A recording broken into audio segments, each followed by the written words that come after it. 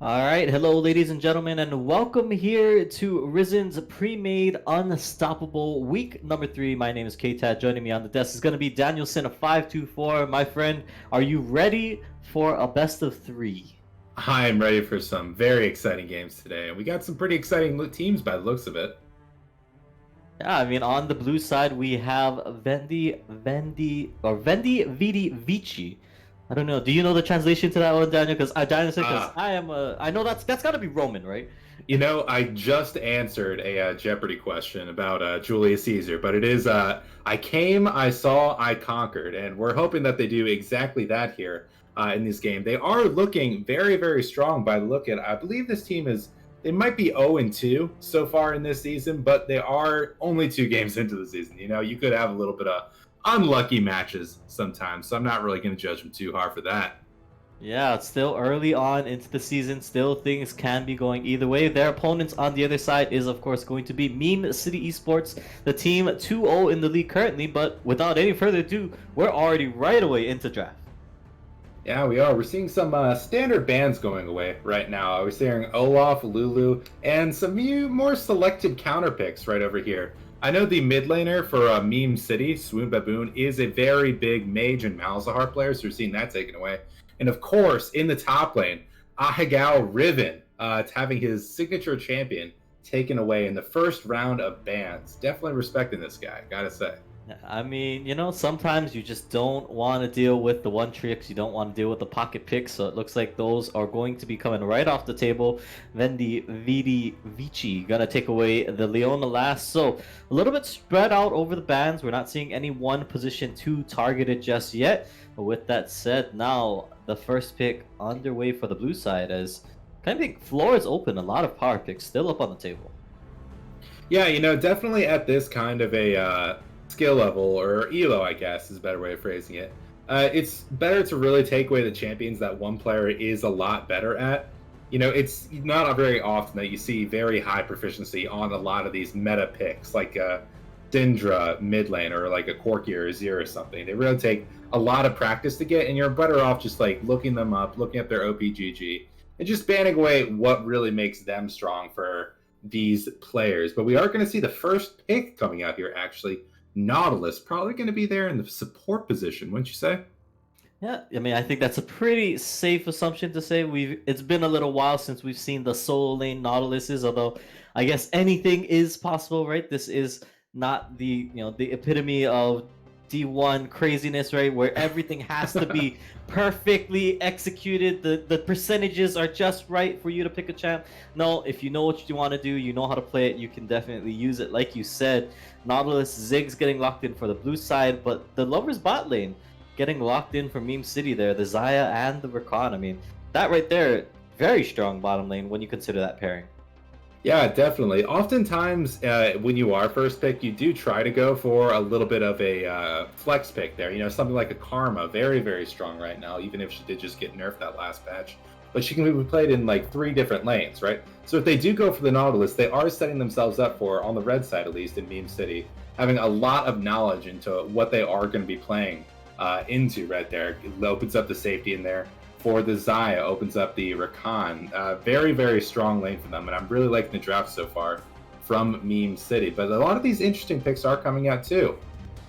Yeah, definitely a couple interesting things there. But looking at this right now, the Ziggs and the Shen, so a little bit of a, you want to say a 4-1 composition, right? Side lane pressure with the Shen, you want to be able to use that stand united well.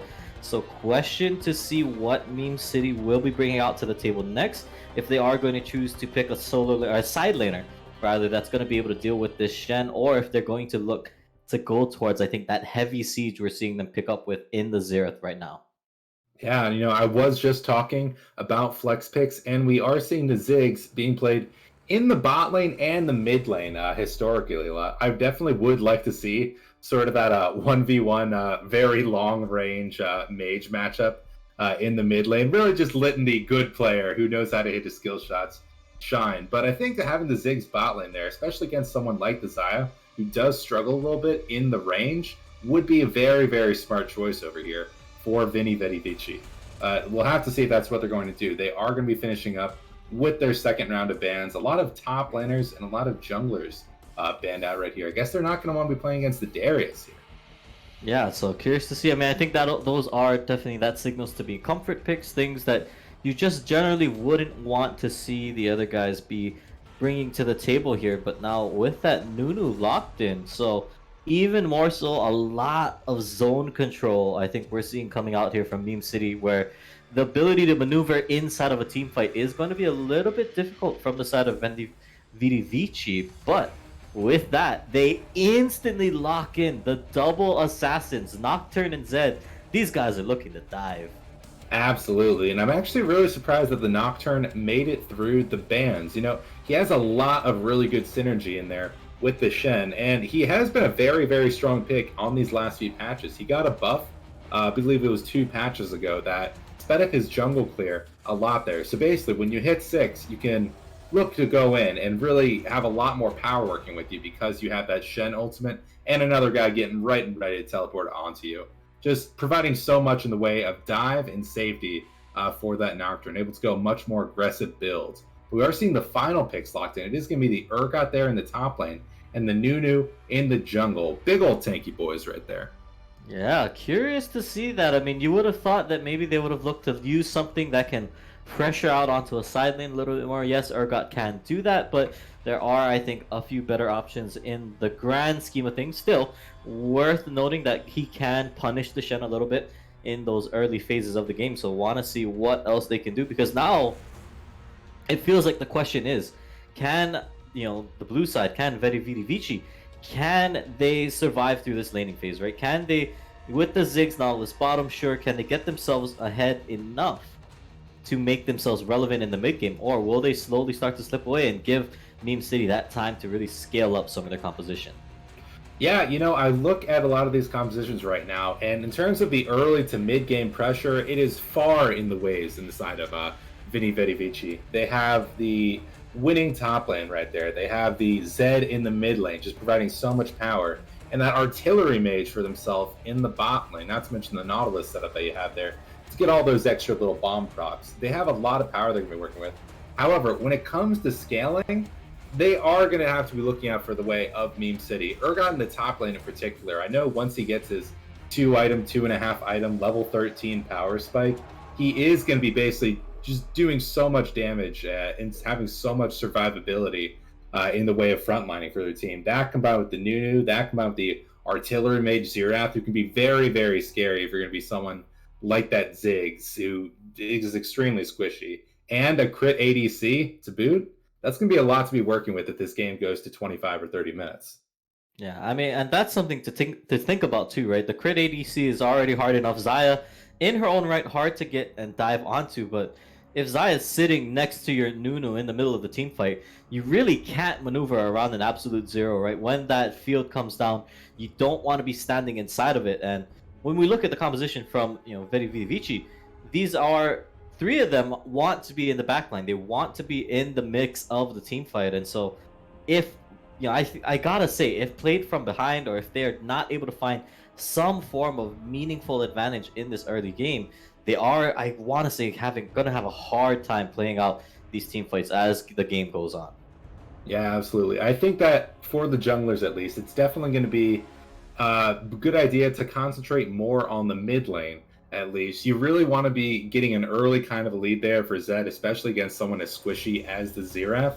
And you're definitely going to want to be trying to keep the Xerath alive, at least, just counter ganking constantly, if you're not trying to provide some kind of setup there for your bottom lane. I mean, we all know the phrase, right? Zed fed, team dead. And I think that's what they're hoping for on the side of Veni Vedi Vici. Yeah, that has got to be kind of the hope and dreams for that team composition, because Ziggs, although he's great at putting out some damage from the backline, it's nowhere near as consistent as a Xayah, right? He's got to land some bombs, he's got to get some things going for himself. He needs that ability to poke out, but you're playing up against into the Xerath, so it's definitely something where having the ability to get that damage down, that threat pressure, I think is really going to be the thing. Because let's talk about the Nautilus, right? This laning phase, it could go either way, I want to say, for these bottom lanes, where Nautilus Ziggs if they go for the all-in, get the spells down, there is a potential for a kill. But when you're playing into a Xayah or Khan, there's so much mobility, so much just things to play around. Absolutely, yeah. And with that kind of a matchup, it does kind of feel like Ziggs really wants to get his lost chapter, you know? Once you get that, basically you don't really have to keep worrying about mana anymore. It really is like your half item power spike right there. Very strong item on the mages, as opposed to someone like the Zaya, who her damage really isn't that big until she gets about 1.5 items, you know, gets the Essence Reaver, maybe some other components. If she does decide to go for the Essence Reaver build, is a very strong item on her, giving 20% CDR. However, I have seen a lot of Zayas lately go a Blade of the Rune King there for a little bit of extra power. Very interesting build that I have been seeing online a little bit, and we'll have to see if we match that a little bit.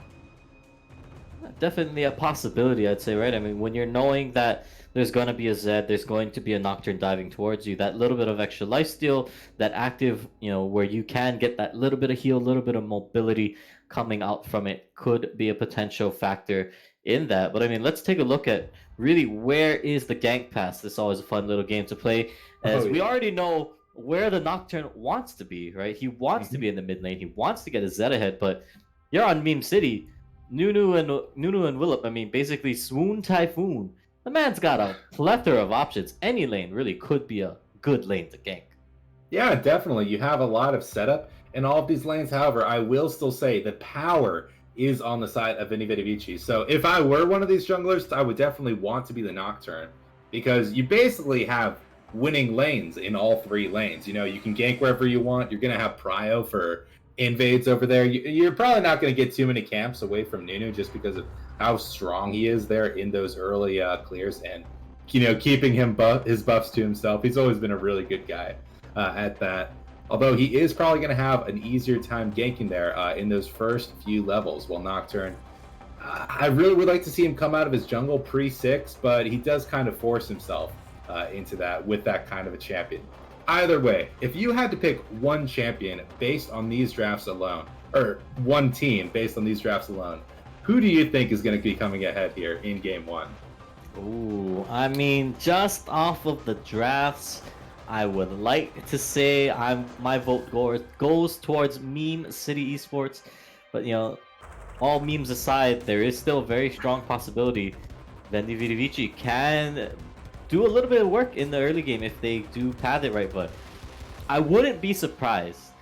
And if you're Meme City, I want to say the best thing to do, early game invade, right? With the Nunu, and considering that you don't have a marksman bot on the other side, an early invade to the red buff would be, I think, a great way for them to start off the game, put the Nocturne behind, and give yourself all the opportunity you can, because think, Nunu, Zaya, Rakan should be an easy way to get in there from the gate. Yeah, definitely. You have some very strong level 1s, especially if you do decide to go for that snowball there on the Nunu. However, we could also see the same thing coming over from Veni Vedi Vici. They have the Nautilus, they have the Shen, if he does decide to go for that taunt. Not very good in lane, but you get level 2 very quickly, 7 minions. Either way, do you have any final thoughts here before we get into the spectator delay? No, I don't think so. We're just excited to see what else we can get out of this one. It is the first match of this best of 3. Keep in mind, guys, single round robin. So that means that the top 12 teams moving on to the playoffs. So these guys definitely, if you want to make it to playoffs, this is the time for Veni Vidi Vici to bring it together. This is the game they need to win at this point. With that said, guys, yeah, we will be cutting to just a short little bit of a break, but when we come back, game number 1 between Veni Vidi Vici and Meme City Esports. Don't go anywhere, we'll be right back.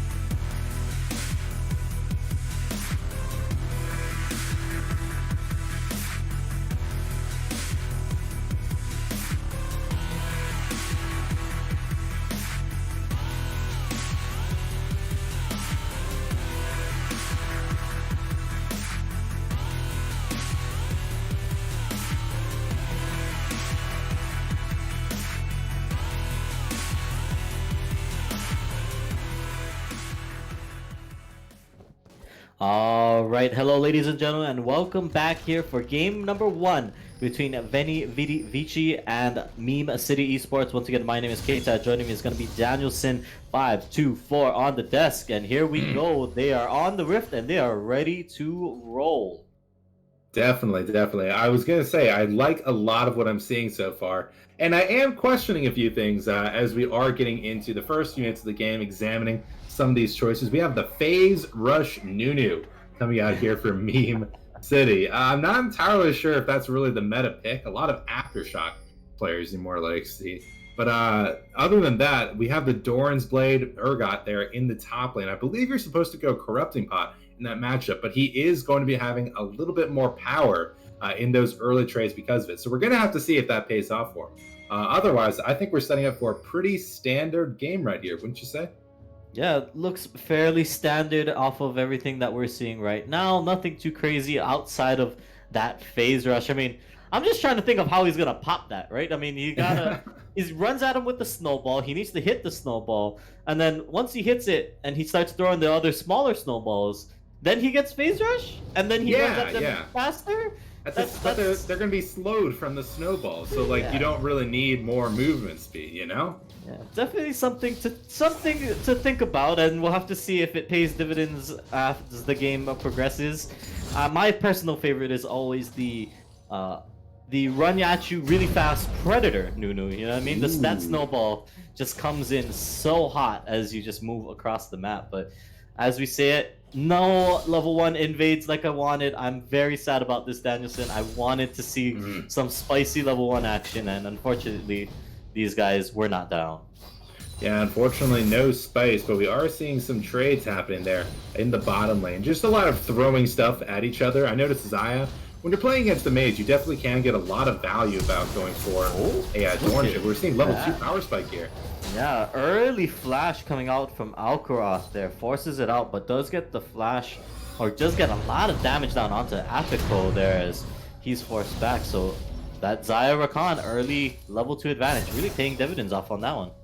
Definitely, you love to see it, you know, especially in kind of a organized play right here. You love people knowing exactly what they need to do to win. You know, with your Zaya Rakan, you have a little bit of advantage there in that level 2. You know, Ziggs not really famous for his level 2 power spike as someone like the Rakan who can go in and dash back, just having a lot more power there in that early game. And you love to see it from these guys. Definitely demonstrating that they are a very coordinated team. Yeah, definitely something you want to see coming out early on, as we do see a nice chunk trade out. But up in the top side, here comes that snowball, lands right down onto Ahegao Riven. The man's got nowhere to go, burns the flash, but I think that's going to be a little bit too late. First blood comes out for Meme City, and there's still more action in the bot side. They dive him back in. Nobility gets that kill. Deadly would like to go for a little bit more, but not able to do it. Is now Swoon Typhoon in the mid lane, finds the Zed and the Nocturne. They're looking for a little bit of damage, but actually Major Core, he's not going to be able to get down. Taunt comes down around the backside. Xerath is here, though, gets the first stun. They're going to look for a little bit of that snipe on the back end, but with that red buff ticking down, this should be Owobi picking up a return kill onto Mr. Flex. The Urgot goes down. They're not able to snipe the Zed, so 2-1 goes on the scoreboard. Yeah, you love to see it. Being able to use these teleports in such an effective way here on Ahegao Riven. We were talking about this in early Champ Select, but this guy actually had to buy Shen, so we took a little bit of extra time there selecting some of these champions. Had to remake a lobby very quickly, but he is showing that even if he doesn't know how to avoid a gank, he does know how to play the map. Just making a lot of use there out of that teleport, communicating very well with his team. And let's talk about the gold values so far. We predicted winning lanes so far on every side of Veni Vedi Vici, and we're seeing just that right now. We see gold lead right there on the Shen, getting a lot of minions up there on the Urgot. We're seeing a lot more CS there on the Zed than the Xerath, really just showing that Xerath's struggling a little bit to kind of bully that range versus melee matchup, especially in the early levels. That's something that you really have to abuse against the assassin types characters. You know, they're gonna get their abilities and they're gonna be able to just start dashing on you and doing a million damage. So you gotta take it wherever you can get it, you know? Yeah, I mean, that is something I do want to say is it's a worrying factor if you're Meme City Esports, right? I mean, you want to be able to punish early, like you're saying, but once Major Core hits that level 6 mark, right? Once he has Death Mark available to him, it does put a little bit of kill pressure. Although, yes, he does have a barrier. Just look at that damage. The electrocute comes down. He gets all 3 hits on him, and you imagine that with the level 6 going in, that is an all-in, that is a kill potential to be had on that side. So very dangerous prospect right now for the side of Swoon Baboon. Yeah, absolutely. He does have the barrier to kind of keep him a little safer in these all-ins. However, he did opt for the Dark Seal, actually, in his early build. A little bit greedy, not going for some kind of cloth armor into a Seeker's Arm Guard there. Really what he wants to have to not just completely poked out like those on-hit trades. Oh, well, here we go. Return gang up into the top side. Taunt comes down onto Swoon Typhoon. All right, we stand corrected, ladies and gentlemen. Look at how quickly this Nunu runs at them. They want to land another skill, not able to do it though, as it will be just a walkout from Ahegao Riven, but another gank from Swoon Typhoon forces him out of the lane. Yeah, maybe if he had that AoE damage there from that aftershock. Unfortunately, he will not. But I gotta say, you gotta play a little bit further back there on that Shen, especially if you're against someone like that Nunu or like a Rammus, for example, who really, even if you do catch them on a ward, they're moving so fast that it really doesn't matter. You know, he is going to go for a play here in the mid lane. Does Zed have his W is the question. As Zed will have his W, but they mess up the knockup. Nobility tried to catch him off guard before he got out of the fight, but instead Zed shadows right over the wall and brings himself right out of that fight. So still slight gold lead in favor of Meme City Esports, but I like the ideas from Swoon Typhoon to start ganking onto both his soul lanes. You know, we were just talking about this, how Nocturne, he's really dependent on getting that level 6 in order to be more active there in the lanes. However, Nunu, once he gets his snowball, he can just start, you know, running it down, and he really has shown a lot of pressure here in these early lanes. Even if he hasn't resulted in a lot of kills, being able to just be on the map is really, really good for your team's mental, you know? Yeah, definitely. You want to be able to be there to support your squad, support your friends, as we look at how the rest of the game is going to be shaking out. But overall, I mean, if you were Swoon Typhoon, right, you gotta wonder when is he going to start looking towards this bottom side, because so far that is the one lane where they are currently starting to pull ahead, right? That early aggression that we saw from Deadly and Nobility, you know, it was paying off. It does build them a slight CS lead down on the bot side, so maybe point of contention will be down there. Yeah, they certainly have the setup for the ganks here with the Nautilus, especially when he's going to get even closer to that level 6. Now, with the dragon on the map, Cloud Drake, that would definitely be very useful for both of their teams with the ultimates that they have. Whoa, here we go. Absolute Zero comes right down. They get the stun. They go for the slow, but the Death Mark will get the kill. Flash away from the Xerath as here comes the Urgot onto the left side. They get the TP down, but they've already popped the ult onto Major Core. They're going to pull him right back in, looking for the fear. They're going to send the Shen running away from the Urgot now, but he takes a little bit too much damage. Ahegao Riven would like to get out, but the snipe comes down from the backside as Swoon Baboon picks up that one. It's a 2-for-1, but Meme City Esports, they come out ahead. Oh, we might see another fight here. Khan's going deep. Nobility wanted a little bit more. Swoon Baboon forced to back up for that, but that just does mean it becomes turret plates as the trade from both mid and bot. Absolutely.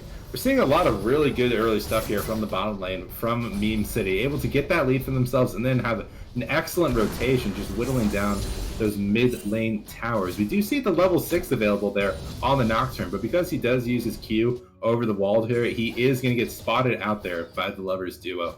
Really something you have to watch out for, especially when you're on the Krugs and you don't want to give away your position to the enemy team. But they will be heading over there into the bot lane, or at least setting up a little bit of vision around this Drake. It'll be a very good Drake for their team. Yeah, but the question is, have they overstayed? They're spotted out onto this pink ward. Alcroft and Apico want to get out of dodge here, but that big snowball is already in front. Nobility is here. They're going to look for the team fight anyways. There goes the knock-up death charge. Not going to be able to do much more else. They do back off with the help of Major Core on the side. So, nothing too crazy, but now maybe a potential dragon pressure coming out from the side of Meme City Esports. Absolutely. Rakan getting very, very low right there, and he is going to have to back. Oh, but we haven't missed Yeah, it. Paranoia comes right down onto Swoon Baboon. They've got the barrier. They're looking for the damage. Deathmark comes out. He is going to have to go into Zonia's immediately, but the pop is just on the backside of it. They're trying to get a little bit more poke damage out. Swoon Baboon wants to get out of this, and Owobi has to back off, but the fear prevents him from being able to finish out that kill. Now Deadly is here in the middle of the fight, not going to look for more flashes in, not able to get the pullback on the feathers. The ult pops out, Major Core forced back as now he returns back into it, but one pullback might just be enough. They're not able to grab him yet, so that means one more kill at the end of it all is all that gets traded out, but still a little bit too deep on the dive. Yeah, just a little bit there. They're only barely not going to get that kill there on the Xerath. And he is going to be... Oh, he's ulting over there, trying to get another follow-up there on the Zed. Unfortunately, it will miss, and we are going to be seeing Meme City Esports rotating there on to the Dragon. Really, really great stuff so far from these guys. They're always very, very quick to follow up on the aggression from Vedi, Vici. We talked about how their dive is absolutely insane with that Shen Nocturne combo, with that Zed. But the fact that they're able to rotate so quickly on the side of Meme City is really just showing that they definitely deserve to have their 2-0 start here to this season. Really great stuff we're seeing from these guys. Yeah, definitely a great opening for them as they start pushing out through this. But taking a look at all of this, I mean, let's take a look at the game state, right? Because we talked about it early on. Winning lanes was the goal, or at least the hope, from the side of Veni, Vidi, Vici. And without that, without the ability to get their Zed and their Nocturne as a little bit more ahead as I think they would have liked, you know, now they are potentially going to be in a bit of a weird situation as this game moves towards the mid state, because they might not be able to assassinate somebody, I think, behind the front of that Nunu. Absolutely. You know, he will be providing a lot of utility to his team in terms of frontline and the attack speed buff for his AD carry when we get further into this game. However, it's going to be Nocturne being the proactive one right now, trying to set something up there for that Rift Herald. You know, I believe it's not on the map right now, and he is going to actually finish it off earlier there, but we're going to see something happen here in the top lane. Whoa, they go for the dive up in the top side, but they're not tanking the turret just yet. Owobi here in the wings in case things go a little bit too haywire. But with Major Core coming up onto the side flank, I don't think anything else is going to happen. They back away, and now the rest of the squad just retreats back into the jungle. Yeah, you hate to see it. Both teams really just pressuring this top side of the map. We are not going to have another Dragon up here for a little bit, but yeah, let's check out these solo lanes a little bit. You know, I was talking about how this is a winning lane for Shen, at least in the early game. He does opt for the Bomby Cinder and not for that early Tiamat, so he is going to be losing out on a lot of that early power you can get in this matchup. And because he didn't really get too much in the way of jungle pressure, and the fact that Urgot got so much there earlier, he's really going to be feeling it. There is the phase rush in action there. As soon as a single volley of snowballs hit, Swoon Typhoon was able to run him down, and that means they get another kill onto the red side here, as Major Core wasn't able to get out there fast enough. Yeah, definitely. We're seeing another fight right here, but it's just a battle of the tanks right now. Not too much damage on it to do, but Shen's going in. Yeah, Agagal wants to go in, but here comes Owobi on the right side. They're looking for the damage, not able to finish him off with the ult. And so that means they do lose a kill down bottom lane. But while that is going on, remember, plates are still up. And that means that they pick up some plates in the mid lane for Meme City. Yeah, we didn't talk about this earlier, but it was actually Ziggs. With all that time he was able to get just pressuring the tower there in the bottom lane, was actually able to get that first turret and able to get a little bit of a gold lead for himself. Not going to be too impactful considering Zaya did pick up those 2 kills earlier and is still up a lot of CS. Whoa! Major Core wanted to go for the Deathmark kill, not able to do it. Burned, I think, a few too many skills before he pushed R, but that was really close for Swoon Baboon. Yeah, the Zed ultimate, it does damage based off the amount of damage that you did while the death mark was active. So because he used all of his abilities before casting his ultimate, he wasn't actually getting that much value out of it. I'm sure if he hit like one more auto attack, we would have had the amount of damage that we needed, but it just wasn't there. And because of it, he's not going to be getting that early lead on the Geralt we really hoped for. Yeah, but here we go. Nunu going right in. Swoon Typhoon has the ultimate, does get the root down, but not able to finish off the kill. The Xera's ultimate, or the artillery rather, not able to land from that range. So another summoner burn, but nothing else out of it. Yeah, definitely. And it's at this time you really definitely start to see the win conditions sort of slipping away there from Meme City. You know, they had the engage, they had the early power. We really hope that they would get a little bit more here from these early fights, a little bit of a tank fight here in the bot lane. But because they're not able to get these leads and we're having to see a lot of really good rotations from Meme City, you're definitely going to start seeing this early power slipping away. You're getting the scaling on the side of the Xerath, of the Xayah, on the Urgot, and in about 5-10 minutes, these fights are going to start looking a lot more one-sided towards Meme City. Yeah, that scaling factor is something we talked about in Champ Select. I mean, let's take a look at some of these items because, yes, although Luden's Echo is nice for the Ziggs, you ideally want to have that Lich Bane finished out. If you're going to play this type of composition, he's going to have to get, I think, a good chunk of AP poke damage around the backside if that's what you're going to be going for.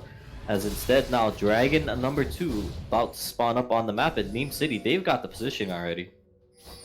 Absolutely. We are seeing a little bit of a vision war happening right here, but we might see a little bit of a fight before the Dragon fight actually happens. Nunu looks like he's going in onto the mispositioned Ziggs.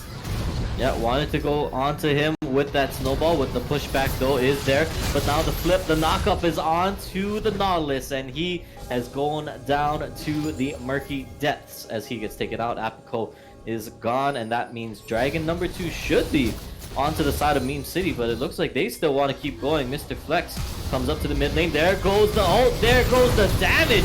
They just calm off and they rout him. Oh, Wolvie can't even get onto any priority targets there. Ahiago wants to get out of dodge from the ribbon, but rather the rest of the squad.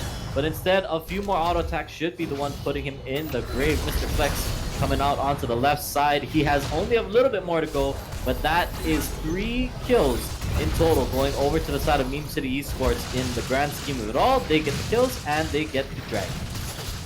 Yeah, absolutely. And it's just looking so clean over here from Meme City. You saw that they got that early pick right there onto that Nautilus, and because they have such fast power pushing over there from the Ziggs, they're thinking on the side of Veni, Vici that, all right, you know what, maybe have lost that fight a little bit, but they're going to go take the dragon and we're going to counteract it with a little bit of a mid lane push right here. However, because they're so quick to rotate on the side of Meme City, they say, you know what, we don't really want that dragon that bad. We want your soul instead. So we're going to go over there. We're going to kill all you guys with Evercon engage, and we're going to take our dragon and boot. Really, really great stuff from these guys on Meme City. Yeah, I mean, definitely not an engage I think you'd be totally expecting, right? The high aggression coming out. I mean, obviously we know how far away a Rakan can engage, right? From off screen with the flash, the ultimate, the entry, right? He has so much ability to just get into a fight and start off with that initiation, and I think caught them off guards a little bit. Is now in the bot lane. Mr. Flex in a bit of trouble as here comes the Wolvie from the top side. They're gonna look to try and get what damage he can, but he is not a full tank Urgot. He is a bruiser, and that means he gets dropped. 4-9 now on the board. Yeah, a little bit familiar there in the bottom leave. I believe we saw this exact same play here from the Shen and Nocturne. You really can't be shoved up that far if you're the Urgot. They don't really have any kind of vision on their bottom side jungle, and although he is going to die for it, the Nocturne was distracting. It is probably going to mean that second Rift Herald of the game is going over to the side of Meme City. Really, really good response from these guys. Yeah, they see the Nocturne bot, they immediately pull the trigger onto that play, so you gotta like that one, especially considering as it's gonna be a way for them to break open into the rest of these tier 2s. The Tokyo Drift comes down, and Swoon Typhoon, he wants more. Death Mark goes out, but that just means Absolute Zero gets the channel even longer. Swoon Baboon will pick up the dividends on that, but that was a great 2v1 kill. Major Core gets picked off. Absolutely. Getting very, very low there. I believe he took a tower shot or two, and that combined with the Death Mark damage, he's just barely going to get away from that fight. You notice he actually wasn't really expecting the Nocturne, but one of his teammates, it looked like he reminded him, and he immediately started walking away from those minions, trying to get outside of vision there from that Nocturne, just hoping not to get ulted, because he was very low, and that could have potentially resulted in then 2 kills over there for that Nocturne. But yeah, as we're saying, we're over here, we're at 20 minutes. We will see the Baron spawning very, very soon. We're going to see a lot more coordinated 5-man team fights over here. Probably going to see both of the top laners eventually joining us. But yeah, we're going to just start now seeing the scaling factor coming in on the side of Meme City Esports. And these team fights are going to start looking a lot more one-sided, even if they have been very much on the side of Meme City so far. A lot of really great stuff from these guys. I want to see what else can come out of the plays here. Next drag's not going to be for another minute 55, so everyone's still just kind of grouping up. They summon the Rift Herald up in the mid lane, so it looks like Meme City, they're going to make the call saying they want to just break open this mid lane tier 1. They want to go for a little bit more damage, as now they push that one out, and it looks like they're going to try and escort Shelly at least over to the tier 2 before they let her drop. And it looks like that is going to be the case. The charge goes off and they get the turret damage. Yeah, and they have such good siege over here with that Xerath and with that Zion. They certainly don't have the amount of tower damage you see in the way of Ziggs, but Shelly's definitely making up for that. A little bit of a play happening here under that tier 1 in the bottom lane. A little bit of coordination. Ahigal wanted to get some damage down onto Mr. Flex, not able to do much more out of it because of the shield that does come out from his W, but with that said, they will be able to just clean up this tier 1, no problem. The talk comes in at the last second, but with Absolute Zero channeling, the flash is forced. Ahigal Riven gets pulled back. Here comes the ultimate, the fear. The Spear Beyond Death, as it's called, is a Wobi now trying to run. Exhaust goes out. Apico wants to get the damage down, wants to root somebody up under the turret, but it might not even matter. It's now on the top side. Deadly wants to get damage down onto Major Core, looking for the auto attack. The movement speed is there, and he's going to pick it up. So 12-4 now sits on the board as across the map, 2 kills picked up. Yeah, speaking of Fear Beyond Death, it was actually the Nocturne who was a little bit scared there. He tops his own ultimate because he sees how quickly that Shen dies, actually decides to not go in. And it's not too often that you see the ADC 1v1ing the Zed there in the top lane. She did so much damage there with how far ahead she is, and Zed just does not have enough power to boot. 1-4-1 right now on an early game champion is definitely going to be hurting here in the next few minutes of this game. Meme City, they did not give up the lead that they thought they might have in the early game, and they're just absolutely rolling over Veni Vedi Vici right here, taking every single dragon off the map. They did give up that one Rift Herald early, but they got the second, and they're going to be setting themselves up for a very strong Baron right here. They are at soul point, and they really have their pick of any objective they want. Yeah, I mean, it's definitely not a good thing when you see it on the clock, right? A potential for the 28-minute Ocean Soul, and when you're looking at it here, if you're an Assassin team comp, yeah, okay, it's not as bad as if you were to see a Mountain Drake on the other side, but still, if you can't kill your priority targets, they will be able to heal all of that damage as the extended fight goes on. As down in the bot lane, Mr. Flex flashes forward for the kill, but now here comes the Stand United. Magic Core wants to get some damage out, but they just clean up the Urgot there. Gotta question the flash in, but it ends up in a death. Yeah, you know, he was trying to go for a little bit something fancy there against the Zed. Unfortunately, he did forget about his laning partner there, Shen, able to just come in, give a little bit of a shield there, and because he did miss his I'm forgetting what his E, I guess. I can't remember what the ability's name is. He's not going to be able to get that lockdown, get that extra damage on the Zed. And it's going to be a dead Urgot here, making things a little bit more difficult for his team as they were trying to set up for the Baron. Definitely going to be a misplay from this guy. Definitely a little bit of an odd situation as there goes the snowball. They lock on with the Major Core. There goes the quickness as they're trying to lock him down. Absolute Zero gets the stun down onto Apico, but they're trying to dive back onto the Zion. Now here comes the Nocturne into the back line. They want to get some damage out, but instead Deathmark as well. He's trying to run for his life, but it's a split fight all over the map. Oh, Roby will pick up the kill onto the Xerath and clear the stack. Spoon Typhoon just trying to kite it out for his AD carry, but they're not able to do anything else. The 5v4 pays dividends for the side of Veni Vidi Vici, and actually Deadly still on the run up against Ahigal Riven. But that's the shutdown coming forward, and that is the gold lead evened out, plus a Baron now for them. Yeah, what we have right there is basically the dream scenario for Veni Vidi Vici. They waste a lot of their engage onto that Nautilus, and because it's so split up, the fight is so split up, not to mention Rakan missing some of his engage abilities, they're able to really get the picks that they want onto the carries on the side of Meme City Esports. Not to mention it was a 4v5, Urgot not even being a factor there in that team fight. So yeah, they're going to get a lot of power right here off of that Baron, and we really need to see something from these guys before that buff runs out and we get even more scaling on the side of Meme City. You know, they messed up right there, but I don't anticipate too many more of those mistakes from these guys. Yeah, I mean, that was definitely questionable. The engage was a little weird. The positioning, the team fight, so spread out, so chaotic, and it really has to play into the hands of a team like Veni, Vidi, Vici with the composition they've brought out. If they are split, if the team is not able to front to back the team fight and protect their backline carries, I mean, these guys aren't really going to be able to fend for themselves too much. Yeah, Zaya can ult and try to do it that way, but Swoon Baboon, if anybody gets on the Xerath, he's probably going to go down in these fights, and that is something to really, I think, start weighing on the minds of Meme City Esports here.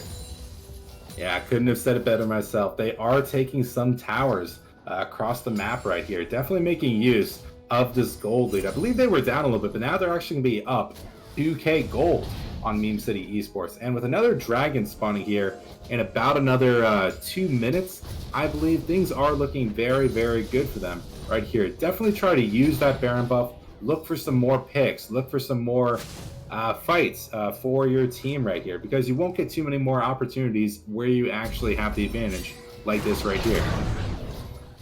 Won't have the ability to keep looking for chances into the game, chances to get your kills. You lost a bunch of stacks on your Xerath, so his power was effectively neutralized a little bit as now they're trying to go down onto Major Core. There goes the quickness. They're going to pop it as a way to try and get the Zed off of the Rakan. They're going to try to dive it out, but now on the top side, Mr. Flex and Ahigal Riven dueling it out in the 1v1. Major Core was able to escape, but he might just dive this under turret. There goes the taunt. Here comes the paranoia. The shield at the last second is enough, and that means they get the kill, and they're on the inhibitors. As Meme City, they are very slow to react to this. They're going to get the inhibitor without losing anybody else because they wasted so much time. Look at that. They get it, and they're out. A wonderful macro play over here from Vedi, Vici. They're able to just split the map like we've been talking about. They're able to get their picks and really just get exactly what they need here from these fights. However, we are going to be seeing another dragon come up here in about 15 seconds. Now, this would mean Soul over here for Meme City Esports. We want to see a big team fight coming over here from these guys. We're going to have Urgot coming up here in about a second, so that pick really doesn't matter that much, aside from the fact that they're going to have supers over here if this fight does go long. But if you are Meme City Esports, go in, take the fight. You still win these. Just don't split up like we've been talking about, and get yourself your free Ocean Soul. It looks like that might be the call, as now Dragon has been started up from Veni, Vidi, Vici, but it is noticed. TP coming down on the box side. Swoon gets the steal. That's the Ocean Drake going over to that side now, as they want to get the team fight win at the back of the middle wall. Depth charge goes down onto the side of Deadly, but he is not able to get out of there in time. That means the rest of the ultimate from the Nunu channels out. Absolute Zero is massive. Look at the damage onto all four of them. Is this going to be the wipe in the backside? The Xerath is getting damaged down. He's got the Topic, Riven, Ahigao, the Shen. He's going to get taken out. 4 members go down. The Nautilus is the only one to survive, but that steal was so massive for Swoon Typhoon. Absolutely. Just a disgusting steal from Swoon Typhoon. He just walks up. Like, I know Nunu can do a lot in the way of securing objectives, but he doesn't even use his munch right there. He just walks up and smites it away from that Nocturne. I'm not entirely sure if he had a level lead or not, but that really should not be happening in the jungle right there. And they're going to lose the team fight. They're going to lose the soul. They're going to lose their inhibitor tower because of it. Just an unexplainable turn of events over here from Meme City Esports. They don't win that team fight if they don't get soul. So kind of thrown right there, Nocturne. Little unlucky. Yeah, definitely so unlucky. I mean, you got to think how long Swoon Baboon stayed alive, even Deadly to an extent, before he went down. That part of that was because of the Ocean Drake, right? The part of that was that regen. Part of that was them being able to stay alive amongst the team fight. And I mean, that is a worrying sign now in a game where Veni, Vidi, Vici was trying to come back. They were trying to bring things over to their favor, and now, even though the gold lead sits at even, there is that big in critical Ocean Soul for the side of Meme City Esports, as they might look to go a little bit more in. Swoon Typhoon will just back up, but instead they get the Scuttle. They lose the Scuttle Crab and they walk away. Yeah, they have a Baron spawning here in about another 20 seconds. And with the Ocean Soul on the side of Meme City, they really can just choose to go for any kind of a fight they want, you know? They have the scaling advantage. They're a stronger team. Not even counting, again, the Ocean Soul. Oh, here we go. Paranoia comes down onto the back line, onto Swoon Baboon. They're trying to kill out onto the Xerath, but with no other help. The ultimate is there. Fear Beyond Death sends them all scattering to the winds. Look at the Absolute Zero. The slow is huge. Alcaraz wants to get out of there, but with the rest of the squad joining up from Meme City, they find their 2 kills, and they now get to march it up the mid lane. A Major Core wanting to maybe threaten a backdoor, but with the Urgot and the Rakan backing, it looks like not much more will do. They're gonna push up the mid inhibitor, and oh no, Major Core is sticking to his guns. He's not backing just yet. He wants to stay in. Now he gets a turret, but he's forced out of there finally. But can they stop his back is the question. They land the stun onto Apical, not able to do much more else. Swoon Typhoon might be looking for some form of engage, but instead no, they do back off. They are happy to take the inhibitor. Yeah, because Zed did try to go for that backdoor, it's going to mean that 2 people actually have to recall to match him. Because that, I'm pretty sure they don't have enough members to end right there. I think they would have had it otherwise. But with Baron still on the map, we are setting ourselves up for another team fight right here. Teleport's coming out. We have to see how they play this.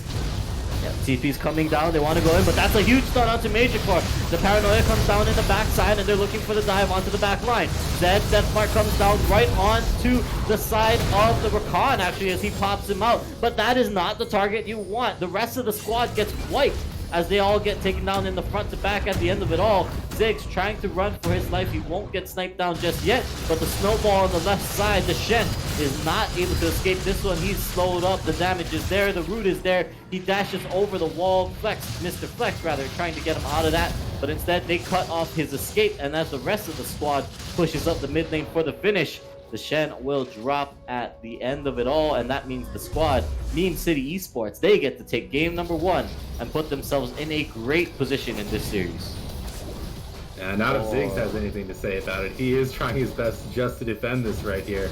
But they have supers in the base. No way he actually gets this done right here. Yeah, maybe I've spoken too soon. Depth charges there, but the turret was turning some damage down onto the Nunu. He gets the heal at the last second, and Major Core is trying to chase down onto the Xerath. Deathmark goes out, but they don't have quite enough damage to finish it just yet. Barely misses out on the dredge line now. As the stun comes out, Major Core looking for a little bit more damage. They're not able to finish him. They get the shutdown onto the Xerath. That's actually huge, considering he had the Magi's. But look at this, Deadly and Nobility, they're still hanging around, and finally now they're forced to back up. Only in Premade Unstoppable. This is not what you expect there from that. I thought that they were dead for sure. I thought that that Nexus was going down, but it might be going down very, very soon. We have that Elder Dragon actually spawning in about another 45 seconds, meaning we will see another team fight. And with everyone gathered around here and a teleport available there on the Urgot, we could potentially see some kind of backdoor, maybe from this guy. I would love to see it, but the team fight is inevitable, you know? That would definitely make this unstoppable pre-mades, as seeing a fun little backdoor is always what you want to see at these elos. It adds to the excitement, adds to the tension, right, guys? As we are going to see, instead, we might just have an Elder Dragon 5v5. The double pink ward in the bush is always the strongest pink ward. As we see both of them in the pit, they've got all the vision swept out. The only way they would have known if anybody walks in is if Deadly walks in right now. Oh, no, the jig is up. I think they've been spotted. They have to know that they're all in here. There's no way they don't. Yeah, the Scryer is actually going to reveal them. And Zed looking for the flank right there. We're going to look for the team fight, but playing it very, very safe so far. You have a winning team fight if you are Meme City. Just go for it, man. Yeah, they want to maybe look for the poke, I think, is what the goal might be. Super minions are charging right on up the mid lane. There goes a super bomb coming out from Alcaraz, and it forces out the Featherstorm from the side of Deadly. And now that's a big ultimate off the table there, and that I think you take those if you're Veni, Vedi, Vici, considering now that Zion no longer has the escape. Yeah, definitely. We are looking over here in the bottom lane, though.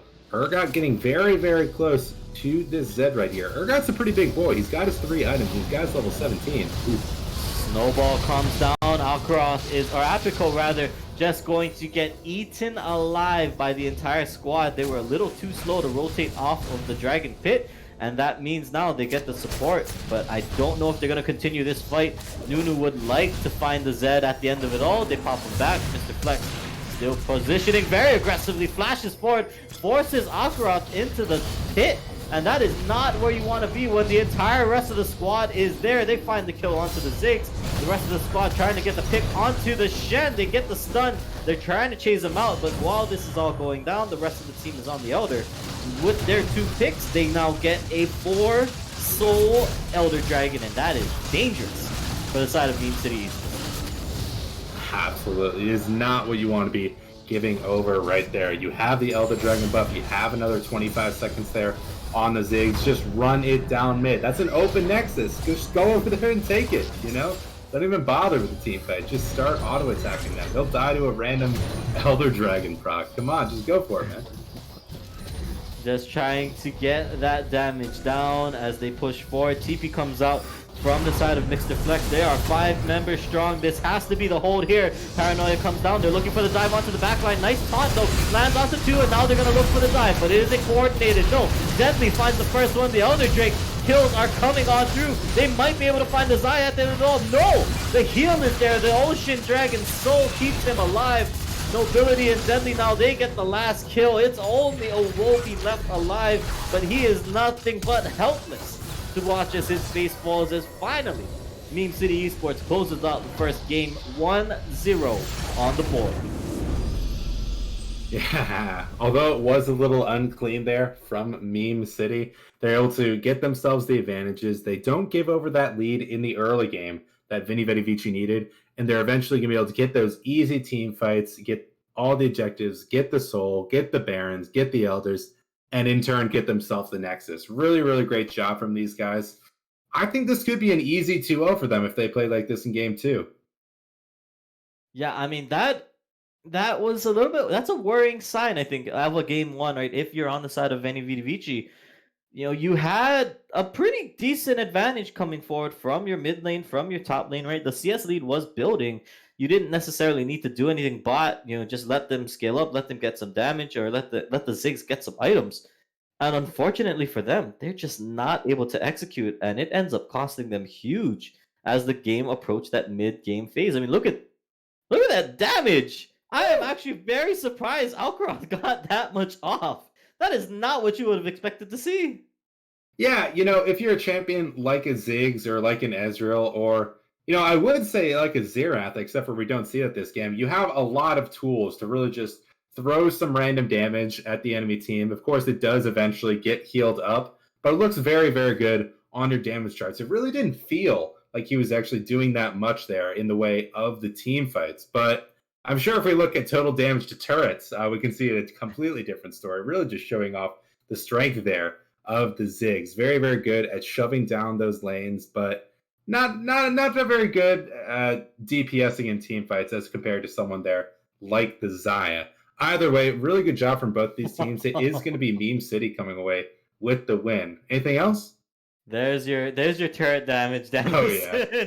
Oh if yeah. you needed to know, Ziggs, the one-man wrecking ball crew, as he tried to take down all the turrets across the rift. But I gotta agree with you. You know, it was a decent game from Alcaraz, but not able to really get enough or get the priority damage onto the targets when it mattered. Swoon Typhoon. I mean, we definitely memed about it a little bit with that phase rush Nunu, but the man in the middle of team fights was so quick that I might have to eat my words on that one. It was a pretty impressive thing to see.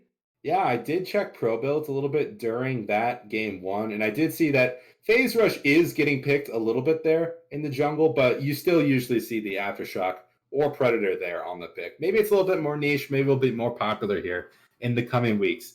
Either way, do you have any final thoughts before we go into the break before game 2? No, I mean, I definitely want to see a little bit more cleaner play coming out from Veni Vidi Vici and Meme City. Maybe meme on them a little bit harder. I want to see some spiciness coming out from you guys, because that was definitely a very solid game number one. But with that said, yeah, ladies and gents, we will be cutting to a short little bit of a break. When we come back, game number two between Veni, Vedi, Vici, and Meme City Esports. Don't go anywhere. We'll be right back.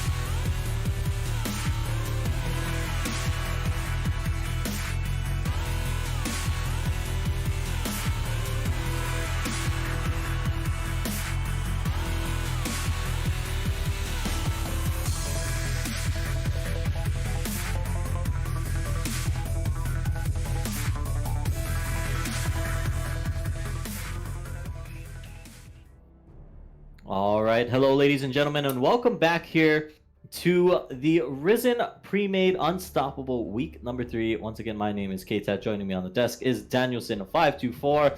And if you're just joining us, we just watched a pretty interesting game between Meme City Esports and Vedi Vici. I mean, Danielson, any thoughts on that one? Yeah, we talked about this in Champ Select a lot, but they went for a lot of dive and a lot of early game power there on the side of Veni Vedi Vici. Unfortunately, they were not able to get that lead for themselves. And although they did have a few creative fights there in the later stages of the mid game, eventually the scaling one out, the objective control over there from Swoon Typhoon on his Nunu was able to get them that lead and able to eventually net them that game 1 win. Will we see the same thing here in game 2? I can only hope so, because I'm a little bit tired and I'd rather only have 2 games tonight. You always go for the 3-game series, play the Silver Scrapes, go for the meme. It's always a fun time. Come on now, pressure on the line. I mean, especially if you're a Veni Vidi Vici fan, you want to see them take us to a game number 3. But yeah, want to see what else comes through, as I do believe there might be a sub coming in for the side. Oh no. Yep, Prajit. Yeah, they did have Prajit. Pago Riven there in game 1 for Veni Vidi Vici. However, their standard top laner, Pajit, does play very similar champions, not of Riven, but more of a bruiser player. So maybe if this is the changeup that they need to come back here in game 2, time can only tell. I'm really hoping that we see something, but we are getting in to these bans coming here in game 2. Very standard stuff so far. Lulu, Orianna, and Olaf are going to be banned out. Yeah, I think not much more difference than what we saw in the first game so far.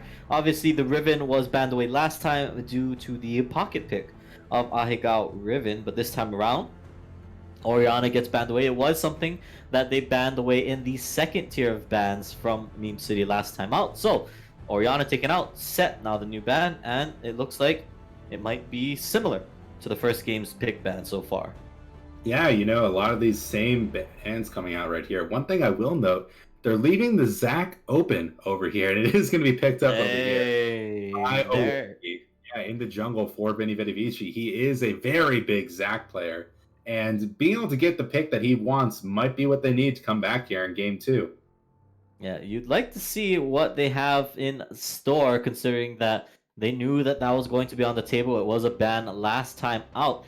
But all right, I'm waiting to see. No, yeah, nothing in the chat says this is there was any mistakes in the picks. The Poppy and Morgana getting picked up for Veni Vidi Vici. I mean, not a pick we commonly see in the current meta, but like we were talking about in game 1, the pocket picks can be very preferential. Yeah, I should correct myself really quickly there. It was actually Meme City that picked up that Zac right there. Veni Vidi Vici Iwobi is a very big Zac player. However, it is also played on the side of Swoon Typhoon. So sticking to more of those tank supportive junglers there, providing a lot of setup for ganks. Either way, I do think there is potentially a lot of value in going for that Poppy jungle. She's not as bad as a lot of people think right now, and is a very good counter pick over there to that Zac. Definitely preventing a lot of engages from him, not to mention how well she does scale into the later portions of the game. Yeah, definitely a strong late game tank. She gets a lot of that extra health, a shield from the buckler, and all those types of things. But with that said, Ezreal getting locked in for the side of Veni Vidi Vici means that we are looking at a relatively safe bottom lane here. I think that seems to be the goal, right? Morgana picked up with the black shield, Ezreal picked up with just the ability to farm from range. And when you're looking at the side of Meme City Esports, Caitlyn and potentially the Galio, more likely not that's going to be a Galio in the solo lane, but Caitlyn will have that early game pressure, right? That range advantage, so to speak. And I like the idea to just say, all right, we'll let you have the laning phase. We will just farm from the back. Yeah, absolutely. And that Galio can be flexed into either the mid lane or bottom lane, potentially providing a lot of good setup there for those Caitlyn traps, or just providing a lot of utility there, teleporting across the map and giving a big shield to whoever he thwomps on top of. But yeah, I'm really liking a lot of these matchups so far. I like Veni Vidi Vici going for that safer bot lane, going for an 80 carry that does have a lot of power there in that mid game, but still scales very well. He was hovering the Ziggs for a bit, and I wasn't that big of a fan of him there game one, despite all the tower damage that he did. But it is actually going to be Fiora picked up over there for Veni, Vedi, Vici. Pajit coming over here. A big booster player is a Fiora main. I'm really happy to see him coming over here on his signature champion. Definitely providing a lot of wherewithal for his team in this game too. Yeah, curious to see now, because that does mean solo lane split push pressure is there. Fiora in the name title, the Grand Duelist, great and loves to take these 1v1s. But the Malphite getting locked in for Meme City. Alright, we've got some tanky boys for the side of the blue team here. Caitlyn and the rest of the tanks, rather, is what the name of the band would be. As looking at that, kind of a scary wall, so to speak, yeah? Definitely, and a lot of engage over here, potentially providing a lot of value into that. I really do like the Malphite pickup into the Fiora. One of the easiest ways to shut down a Fiora is just build a Bramble Vest there, first item. She does a lot of healing from her passive and from the items that she builds. So being able to go something like that, combined with your attack speed slow from your E, is just going to be providing so much value for there in these matchups. But a lot of really interesting mid lane picks up. It's actually coming over here. Karthus and Azir locked in for these guys. Very, very big champions, and not what I was expecting from the mid lane. Alright, so that could be a Galio or a Malphite support.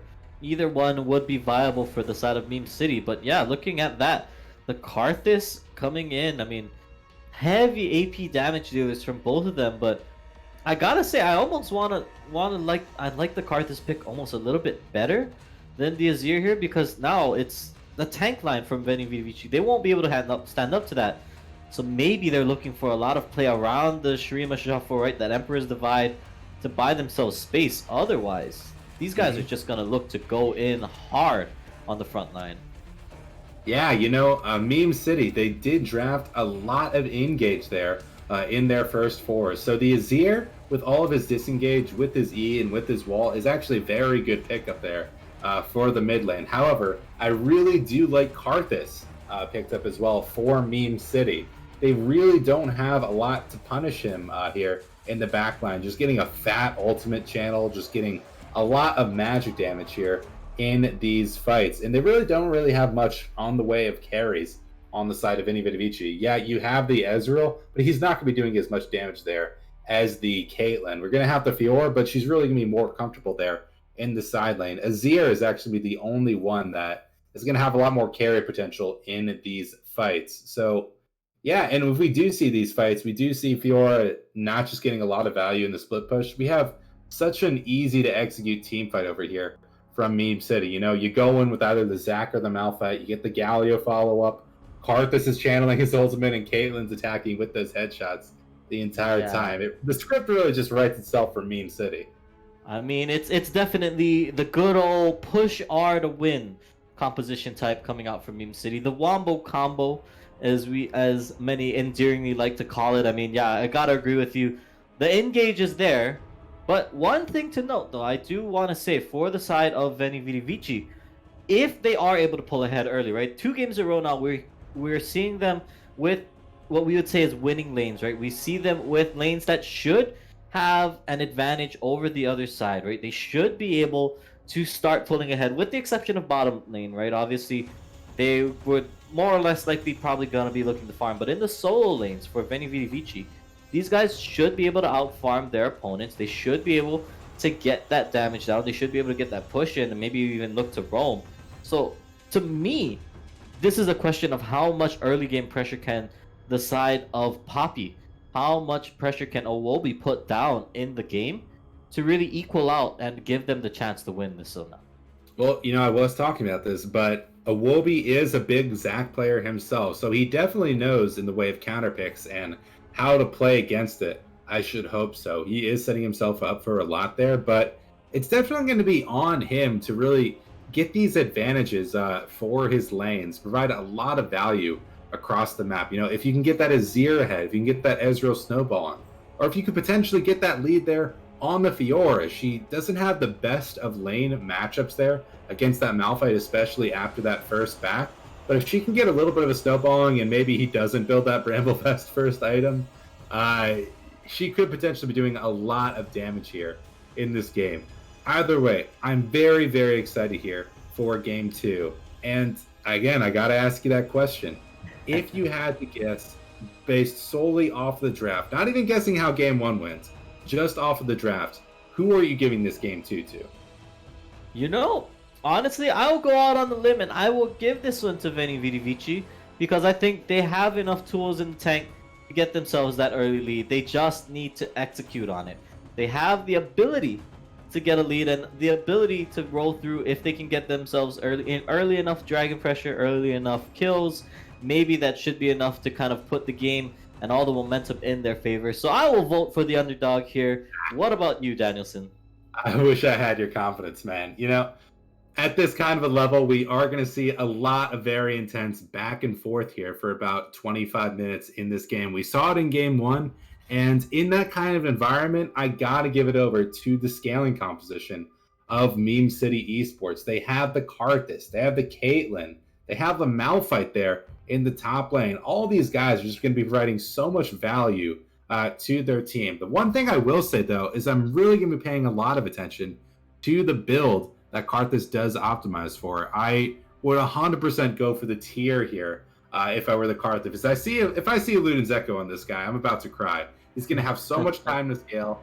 He's going to have so much time to just build up his items, really just get fat ultimates ready for when he gets that level 16 and when he gets to those late game team fights. I want to see a tier. I want to see a death cap. I want to see a Leandre's coming out here to deal with the tankiness in the Poppy and probably the Death Stance Ezreal, which I would assume we're going to see third item from that guy. But yeah, I think it's their game to lose on the side of Meme City Esports. Very possibly this could be their game. You know, they could have a chance to end the series here, or they might lose it out and Veni, Vidi, Vici will take us to a game number 3. All that when we come back from this short little break. Guys, don't go anywhere. You don't want to miss anything. We'll be right back.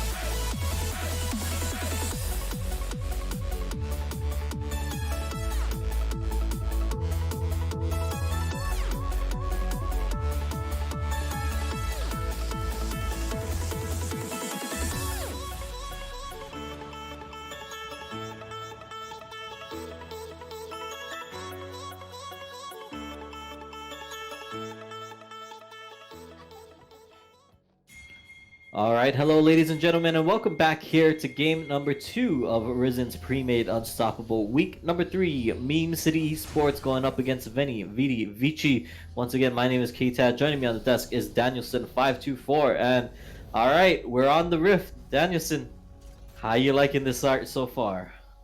I'm seeing a lot of interesting stuff over here. I talked about the team compositions, but now I got to get into the individual players. Phase Rush Malphite. Ooh. Like, I talk about how I don't like going to the sorcery tree, but even if you do go to the sorcery tree, at least take the comet. Man, what is this Phase Rush? You're going to get up there, you're going to use your abilities, then you're going to choose to end the trade right there? You're Malphite. You have the attack speed slow, you have all that armor, you want the extended trades. In this matchup especially, definitely go for the Grasp. I'm not entirely sure if he's getting the maximum amount of value over that champion with the Phase Rush. I definitely wanted to see the Grasp. I am not liking what I'm seeing from this guy right now. I mean, not even we doubted a Phase Rush last game, and it ended up working out pretty okay for the new one. Although I do agree with you this time around. Maybe not the greatest thing. I mean, Malphite that walks at you faster, not as scary as Malphite that does more damage or is more tanky as the game goes on. But look at this cheese. They're actually going to start on the top side with the Malphite and the Zac and hope that they can find some kind of early damage. But no, it looks like Alcaroth and Apico just going to walk on it right on through the lane. Yeah, I'm not entirely sure what they were actually hoping for with that level 1 right there. I believe Ezreal and Morgana have a much stronger level 1 there than the Caitlyn and the Gallia. They do have the Ignite on their side, so maybe they could have gotten a little something if they focused the right target in just the correct way. But yeah, otherwise we're getting to very standard lanes. We did see Caitlyn actually start the Cole, and she is hoping to scale up, get to that later portion of the game, and is not expecting to get punished too hard in lane. Very interesting stuff. Yeah, definitely gotta like that decision to say, all right, we know we have the chance, we have the ability to win out on the early game, and instead we're just going to try and accelerate through what is, the usual Caitlyn power trough in the mid game. So I like that idea for now. We will have to see if the Swoon Typhoon will choose to gank down in that bottom side, or if he's just gonna say, I'll let you guys have it, you guys got this on your own, there's a Morgana down there, I don't want to be a part of that. Yeah, absolutely. Going into a little bit more, one other thing I would like to talk about is actually the Dark Harvest there on Karthus. It is the standard route on him, however, it has been the target of just numerous nerfs from the developers and from a lot of patch notes ever since people figured out that he can be played in the jungle. And if you're going for Karthus there in the mid lane, especially if you're matching up against someone like the Azir, I really would have rather seen him go for something like the Error. You just have so many opportunities, so much early power that you can be working with that. Getting that extra consistent poke on there could have potentially provided a lot more value. Although I will say Dark Harvest, maybe with the amount that this guy is working with right here, he is actually going to be getting a little bit more value out of it because it's just easier to pull off, Yeah, definitely something to keep an eye out for is, maybe he's going to be able to get these stacks up as now Oro, he comes in, gets the slow, gets some damage out. Major Core needs to get a few more auto attacks down, sends the soldiers forward, one more attack would do it. Turret not going to be able to get the kill, but in the bottom side, they look for the slow onto Apico, they're not going to be able to get it. Outcross just blinks out and they take that one away. So action across the map, but nobody goes down at the end of it all. Yeah, one other thing I would like to talk about is I'm not entirely sure what the point of going Exhaust there on Karthus was as well. It's fairly standard in lane to go TP on Karthus. Getting those early backs, getting an early tier to sort of help you with your mana sustain through the lane and help you just scale up there. Get that early Seraph for yourself. I don't think you're going to be in too many scenarios where you get a huge amount of value out of the Exhaust right there. Even if they would go for the tower dive, you're getting more value from the barrier. Like, who are you really exhausting? Maybe if Azir goes really deep in with his Serema Shuffle, maybe if Fiora is diving onto you in a team fight or something, but like, how often is that actually going to be happening, You never know. The Poppy die, everyone flash onto the Karthus might be the play, but I definitely agree it is a little bit of an odd choice for summoners. We'll have to see what else it can pay off as the game goes on, because yeah, I gotta agree. One more thing though, when we're talking on the topic of summoners, the spell book for the side of Nobility, the guy is going to be looking to play all over the map, maybe, or have a bunch of different things. I like the call that you can force that, you know, it gives you so many more options on the Galio when in a situation where you wouldn't necessarily expect to see him taking the spellbook down there. Yeah, definitely. You can definitely go something like the Aftershock there, but yeah, if you're playing an engaged support over there, like sort of a Braum, not like a Leona where you really need the Aftershock, but being able to go the spellbook will be giving you a lot of value over there. But it looks like we're going into a little bit of a pause over here. I'm reading the chat, and I think it looks like someone had to go to the bathroom in the middle of a game. So hopefully it wasn't that big of an emergency. We are on a spectator delay. So what this does tell you is that they have been in the bathroom for more than 4 minutes, I believe. Otherwise, we wouldn't actually be seeing this pause right here. It is okay, you know, everyone's gotta pee. Yeah, you know, it is something, you know, sometimes you're in the middle of a match, you gotta let it out, you know, a little bit. The pressure's on, you're a little, you know, hands are shaking, knees weak. Listen, man, a real gamer has his has like an empty Gatorade bottle next to him at all times. No, all right? no, not that. That's a little intense. I think that's. Hey man, love of the game. You know, you got to be going. No. I'm just kidding. I'm just joking over here. But yeah, well, thankfully we're back in. Oh, thank God. I was gonna have to start talking about some kind of analysis or whatever. But yeah, let's talk about it anyway. State of the game right here. Seeing a little bit of trade there in the mid lane. Ooh, they do not have the level 6. Karthus. Yeah, soon a Baboon out of mana. The guy is not going to be able to do much more. I'm actually surprised that off of his first back he did not pick up a tier. So instead, this might not be the start we would have hoped to see for the Karthus, as now everyone else still just hanging out there. A lot of other items being built up, but overall, not a lot of action as I think we would have expected to see in this early game. Yeah, he is having a little bit of trouble there with his mana. So if you do have to go for that first back and get yourself a little bit more tank stats, I definitely choose to put at least a second point there into your E. Get a little bit more mana refund there when you get those minion kills. Little known fact is you don't actually have to use an ability on a minion to get that mana refund from your E. You can just use like an auto attack and really just re-sustain up in there, which is why you sometimes see people going for a little bit more greedy in kind of an early game thing. But we might see some kind of a dive right here in the mid lane. Well, Hex Flash was burned up by the Galio, but now the dive coming down onto Soon Baboon. The first blood immediately goes down, flashes back and forth. Unstoppable Force goes through, but there is the perfectly timed ult, or the parry from Pajit. Mr. Flex gets flexed on, and that means it's 2 kills for the side of Veni, Vedi, Vici.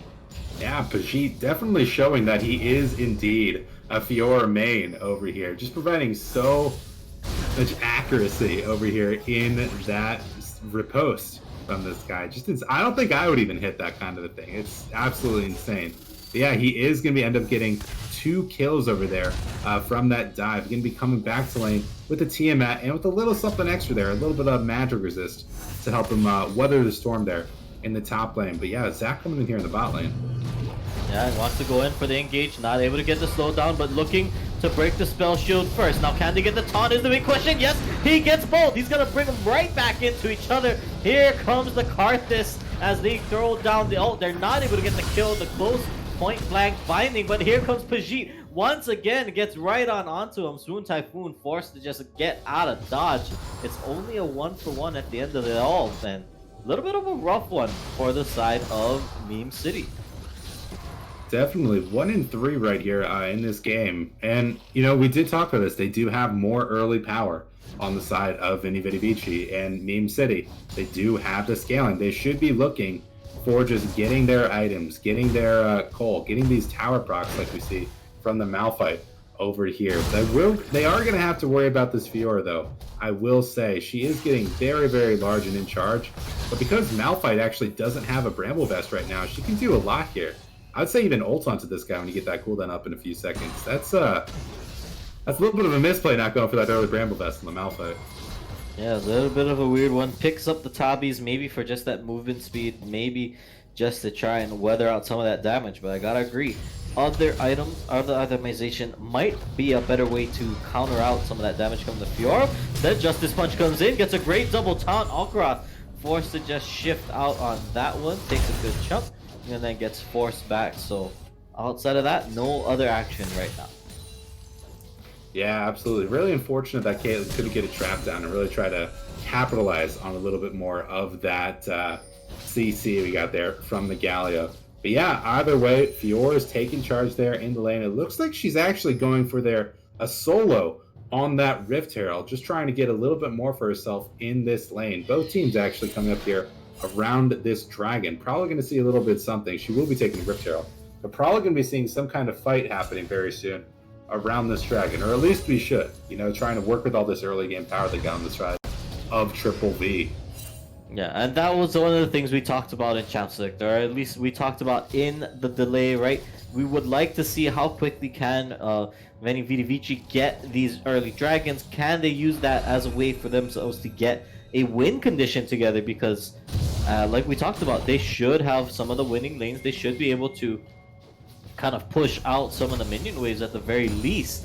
But now, because we're sitting at an even game state almost at 10-minute mark, it might be a problem. Is now on the top side. Pajit pops the ultimate onto Mr. Flex, wants to chase him down, has the phase rush ultimate there, or rather that movement speed was proving dividends. Now here comes it back around. Unstoppable forces there. Owobi knocks him back up, but it's a 2-on-1 now. Mr. Flex trying to get out the buckler. Just barely not going to be able to finish out onto that kill. Owobi trying to slow him down as here comes Major Core, but they're not going to be able to get in range, and that means they get the kill and they get out. Oh yeah, Pajit going for the all-in there on Mr. Flex, as he should, but he does end up using his parry for the little bit of a move speed slow to try and catch up there with the Malphite. Unfortunately, does not know that the Zac and the Malphite are just ready to turn around on him and will be giving his life for it. Either way, really, really close stuff happening there in the top lane, and a little bit of an even in the gold over here. Ooh, Zero. What a shuffle. Sends Swoon Baboon to the backside, forces the flash out of him. Major Core not willing to continue the chase on that, not knowing where the Zac is, but still, it does push him out and gets that critical summoner off of the Karthus. Absolutely. Really, really good play over here from the Azir. I will notice that the Karthus did now just get his Rod of Ages, so he is looking to scale up. Whether or not we do see the tier eventually coming out from this guy was yet to be seen. I would definitely say he probably could have just gone for the Seraphs this game and skipped the Rod of Ages, just gone immediately into like either a Death Cap or Leandri's second item, but you know, this worked. He's going for the hyper scaling over here. Get that extra mana to help your Seraphs scale, I guess. Either way, we do have the dragon still on the map, and I'd really like to see a little bit more setup for it. Yeah, trying his best to do it. I mean, yeah, starts the Rod early. Now we'll have to see if he even chooses to go for that tier next. I mean, you'd assume so, but I don't know. Stranger things have happened, but I do like the idea so far. Now, nobody going for this early dragon is, I think, something worrying. More so for Veni, Vidi, Vici than anything else. They're going to pop the Rift Herald up in the top side, so Pajit wanting to get that good chunk of extra gold for himself, 320 in the pocket, as they're still just trying to snowball out the lead for their Fiora up in the top side. And now here comes Swoon Typhoon in the mid lane, wanted to look for an engage, not going to be able to get it, so they all just back away. Yeah, absolutely. Really good play over here by McGregor over just avoiding a lot of that Karthus poke. He does a very good job in that lane. Yeah, Azir, he does have his Arcane Shift. It's going to be very hard to get those Zac engages onto, as we have seen so far in this game. But yeah, Ocean Drake, it's just sitting there. Come on, guys, what are you doing? Let's hurry this up. We want to use our early game power. You'd like to see it as now Swoon Typhoon goes right in onto Aptico, but instead does not find what he wanted. But because he is a fairly decently tanky Zac, not much more else happens from that end. We go back to your regularly scheduled farming, as everyone else just killing off some of the minions across the lanes. But yeah, nothing else doing. I'm actually surprised. Let's take a look at this. Mr. Flex is now up 20 CS over Pajit. I don't know what's been going on in that top lane the past few minutes, but really, that's a wild sign to think about when you consider how ahead Pajit's been all game long. Yeah, you know, he did get that jungle gank, which did net that kill there on Pajit, as well as Pajit, he did give up a few CS at least, going for that solo there on that early Rift Drop. We're seeing Galio ulting in right here. Yeah, Galio comes in. They want to go down onto Owobi, but instead he pushes him back, looking for the damage. There goes the knockback from the ultimate there. As the TP comes in, the shuffle could be there. Mr. Flex looking for an engage. Pajit hops right back over the wall. Not going to be able to do much more from that. And with that said, whoa, that's a huge crit. Looking for the taunt, not able to do it. There goes the parry, but the riposte means that he's going to get dropped. Once he burns that skill, the team fight has begun at Major Core, dropping some damage across the back end of the fight. Not able to do much more from it. It ends up being just a 1-for-1, but Meme City Esports, they will gladly take that kill and walk away. Yeah, that was basically how you wanted to see them play out that team fight. You know, they got some little poke damage over there from that Caitlyn. She does have her first item because she completed that call, the Storm Razor coming out, giving her a little bit extra poke. And because Fiora does waste her riposte, see the Malphite ultimate immediately being followed up, and it's going to be an easy pick over there for the side of Meme City. Now, like we said, these should be more so to the side of Veni, Vedi, Vici. They have that early game power and a lot of their picks. The scaling is on the side of Meme City Esports. They shouldn't really be coming away even on these team fights. They should be losing a lot more of these. And again, with that first dragon still on the map, you really have to recognize how Veni, Vedi, Vici are not capitalizing on their early power. They're just not taking anything off the map. Yeah, I mean, outside of that first Rift Herald, that was really all we saw them take with what advantages they could get, even with Swoon Typhoon repeatedly trying to come down to the bottom lane and get some damage out. Wall of Pain goes out, Major Core forced to just hop himself away. But yeah, I mean, it is a worrying sign because now at 15 minutes, 24, just the gold lead sits at about 500 for Meme City Esports. But if you're them and you're the team with the Karthus and the Caitlyn, you take that at this point in the game, considering that you weren't so heavily punished in the early phases. Oh yeah, we are seeing Fiora going here on the Malphite. Yeah, Pajit wants to go in on the 1v1, looking to kind of protect his back so far from Mr. Flex. There's the ultimate, the unstoppable force, the Karthus damage is there. It doesn't even matter. Mr. Flex finishes him off before he can even hit the damage. And that means Meme City Esports, they get another kill, and now they get the dragon. Yeah, you know, I was saying this earlier, but this lane really is a lot more centered towards the Malphite. Once he gets his armor, there's really just not much that Fiora can do in the way of just, you know, 1v1ing him. Her auto attacks, which are usually very strong. Deadly and Alcaroth going on for the 1v1, but Alcaroth comes out with the kill. True Shot Barrage able to finish him off. Heal was burned, Flash was burned, but okay, that is maybe a sign of life. As we see Zach go right back in, Swoon Typhoon would like to get a kill in the mid lane, not able to finish out the dive. Mr. Flex trying to run away from Owobi. So, aggression across the map, but outside of the bottom lane 1v1, nobody dies. Yeah, not exactly what you're hoping to see here on this map at your Meme City. They're finally looking for a little bit more of macro-based plays. Not to mention, Zach actually did just get that first dragon over there for his team. Ocean it was, meaning that the second dragon is going to be Infernal, meaning that our soul for the game is either going to be a cloud or a mountain. And if you are going to be Meme City, I am hoping for that cloud, for your ultimates. Ooh, big ultimate. Oh, here we go. Once again, Swoon Baboon. We've seen this song and dance forced out from the fight because of the shuffle, as now Nobility does use the hero's entrance just to get him away and to safety. But now in the top side, here comes the phase rush Malphite, baby. He chases him down, gets a little bit of damage. Now back to the bot as they're going to re-engage onto Swoon Baboon. He gets picked off as they're forcing him around. Nobility not able to escape the fight. And that means Veni, Vidi, Vici, they find two very critical kills. Is up at the top side now. The turret dive between the two is going out. He wants to get that heal onto Swoon Typhoon. The turret shot not able to do it, and that means Mr. Flex gets another kill. 3-1-1 on the Malphite. This is one scary rock. Oh yeah, can you smell what the rock is cooking? Well, he's probably cooking French, considering the amount of damage that he's been doing to the Fiora in this lane. She's really just not having a good time in this matchup. You know, you're thinking, all right, I'm playing against a tank. Then you remember it's Malphite, and he gets 1,000,000 armor, and all of your damage is in auto attacks. Then you remember that he can build a Bramble Vest and cut your healing, which is really a new opt into. then you remember that he's going to get a lot more pressure from his jungler than you are from yours. And you're just starting to wonder, all right, what's my real win condition here as the Fiora? I guess I'm just waiting for 25 minutes.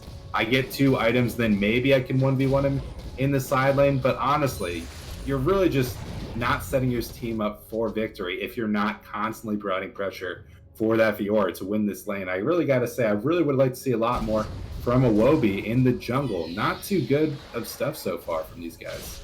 Yeah, definitely a little bit of some awkward moments across the board. Still, they do have the gold lead for Veni, Vedi, Vici, but Major Core once again looking for damage onto Swoon Baboon. They keep shoving him back, and this time they get the kill once again. Alcaraz just got to dodge out on some of those Skittles, but it's another kill for Veni, Vidi, Vici. So, if they can keep that up, I gotta say, it's so far so good. Definitely, definitely. A little bit of a misplay over here from Swoon Baboon. He's constantly just walking up way too far in this lane. He doesn't have a tower behind him, so Azir can really just go as deep as he wants with these Sarima Shuffle, but maybe not as deep as Malphite is going to go over here. Going very deep on this area. He has a lot of armor. He can just tank that tower. Yeah, looking to tank it, but look at Pajit on the turret going for deadly. The taunt is there at the last second. He gets the spell used, but he is tanking up this turret. Here comes a Wobie around the side. It's going to be a double kill as they pick up a kill onto the Azir down in the bot side as well. Now a Wobie in the jungle, the wrong side of the map, but he does have Alcaraz joining him in a second. So that means they will not lose anybody else, but that's a dangerous sign to see because the Carthus now, he's starting to get some gold.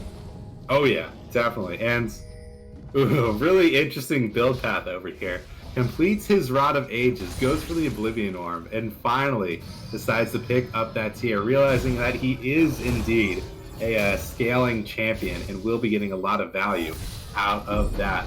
Yeah, either way, I do like eventually seeing it, but a little confusing over here from this guy. They are dropping the Rift Herald, hoping to bring down that tier 1 mid, bring open the map, but it will not be going down. And the dragon spawning here in about 30 seconds, you have to see how are these teams going to be playing this vision game.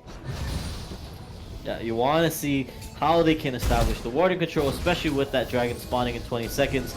Meme City, they might feel that they're actually strong enough to take the 5v5 right now. We do see that TP is available for Mr. Flex, but with no deep wards, they might not want to look for something too far back, as now the rest of the squad from the Vedi Vici just kind of grouping up. They would like to take this dragon. They're grouped up, and here we go. They're going to just start it. Yeah, I don't really think you have a lot that you can do if you are Meme City in this scenario. You know, you don't have the Karthus ultimate. You really don't have a lot of your team very nearby. You can pretty much afford to just give up this early Infernal Drake to the side. It's probably the only one you really do need to get up, because eventually you are going to get to 25 minutes, 27 minutes when we see the next Drake, and you're going to have a major scaling advantage over these guys. Malphite's going to have to hug the wall here. Yeah, Mr. Flex would like to get out of here a little bit, but here comes the rest of the squad. He's got support in Swoon Typhoon. They both get shuffled back, but instead Pajit does take a little bit too much damage. Hero's entrance coming in from the Galio now as Mr. Major Core is gonna get shot from the ace in the hole. He's not able to get out of there, and actually they turned that around. They pick up 2 kills and trade for just Mr. Flex, and now they're rolling up hard in the mid lane. Yeah, we saw this in game 1, but Meme City just showing they know exactly how they need to be playing to go for these rotations in this game. I would say if they were a little bit more progressive right there, they could have tried to go for a Baron, or a little bit more proactive. Sorry, but unfortunately they will be turning around. They will be going for a fight right here. Ooh, a little bit of a catch out there on the Galio. Yeah, Alcaraz comes over the wall from the side, gets another kill for himself. So gold lead still at about 1,000, but if we're starting to take a look at it, let's look at some of these item completions, because now Ezreal has hit his 2 items. He's got his Muramana, he's got his Frozen Fist, right, the Iceburn Gauntlet, and on the other side too, Major Core finishes the Liandry's and finishes the Nashor's. Yeah, these guys are going to be online. We see the classic Ezreal 2-item power spike, just getting that. I really would have liked to see a Triforce this game. I don't think he's going to be getting that much value out of all the armor in the Iceborne, but it is going to help him kite away from these tanks a little bit better. Yeah, Kaylin over here, the bot lane, 2 and 6 over here from Meme City. She is going to go for that scaling build, probably going to see an Infinity Edge coming out second. She really doesn't want to be taking team fights until she has that item and maybe another Zeal to really just help her go online, turn on her DPS over here. But what we haven't been talking about over here is just how useful Mr. Flex is in these side lanes. Do you see any towers over there in the top lane? There are none. Mr. Flex has demolished them in the wrecking ball fashion that he is. With no zigs, I think you send the rock next up to the top side, and it looks like that is going to be how they might be looking to win this game. Is Mr. Flex, he doesn't care. He's actually chasing him down. All right, 2 games in a row. We talked about that phase rush. Well, there it is. He just uses it to run Pajit down, but with Awobi coming in, they need to get the stun. They're not able to do it, and so it's just going to be the trade 1v1, but I think Mr. Flex is very happy about that one. Yeah, absolutely. You're not really going for a one-for-one trade when you are ahead like that, but it's really nice to just flex on top of your lane opponent over there, just running them down. Absolutely nothing but tank stats just to do it with. And I gotta say right now, if you are the Fiora, things do feel extremely bad. You go a champion that really does not want to lose lane, especially into someone like the Malphite. Now, you're not even able to get your split push happening. You're not able to catch up the Azir, which you might be seeing from the Zac. Yeah, it might be a little bit of weirdness as now Swoon Typhoon chasing down onto Major Core. Ace in the hole will bring him low. Barrier not enough to finish out that one, and so that means he gets dropped. So, another kill though goes over to Meme City Esports. This mid game, when we were talking about they are the weaker team, they somehow keep finding these picks here and there across the map.